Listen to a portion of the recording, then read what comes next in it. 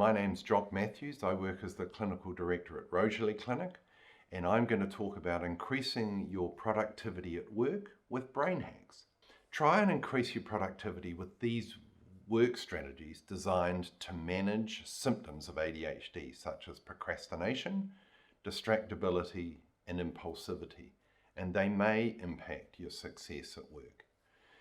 You can also hack your brain from the outside through diet changes, exercise, and better sleep. There is a great audiobook called Brain Rules. It's about brain chemistry and brain function, but have a listen, you won't regret it.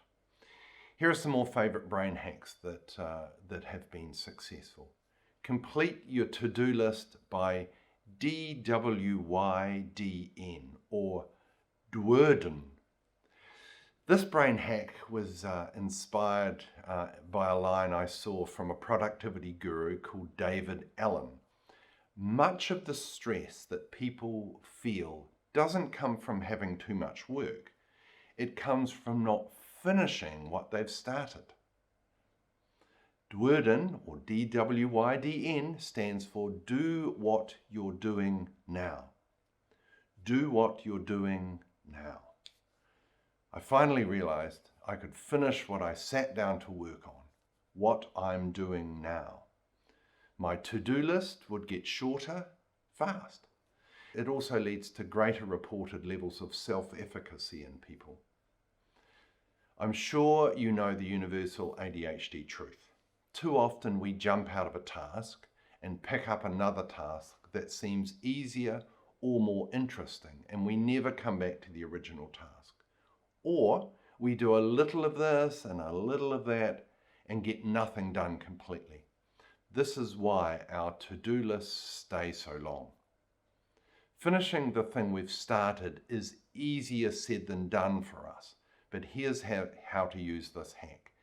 Next time you're working on an intensive task, start by declaring, this is what I'm doing now.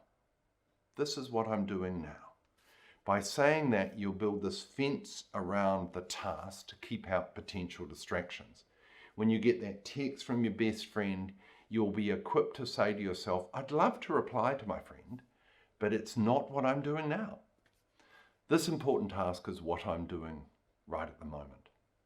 This hack has been responsible for the upward trajectory of many people more than any other.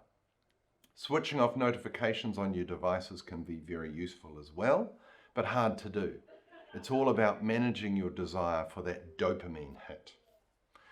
The second brain hack, get a fresh mental start with PP478. So what is PP478? It stands for pause and plan with a 478 breathing technique. It's a way to recover from the feeling of never having enough time and way too much to do. The debilitating stress that goes with those two things. You may have heard of the 478 technique, which comes from the ancient practice of yoga. It's got plenty of 21st century scientific support in reducing stress as well. So you breathe in through your nose for 4 counts, hold your breath for 7 counts, then slowly release your breath through your pursed lips for 8 counts. Repeat 3 times and you will achieve what is called heart rate variability. Practice it, you will need to practice it. Now you're able to do what ADHDers are really able to do, and that is pause and plan, think clearly, calmly about what you're doing and what you should do next. Another hack, ignite your ADHD brain with a venue change. Thinking about your typical workday, how many hours are you able to work on tough, important tasks with confidence and calm?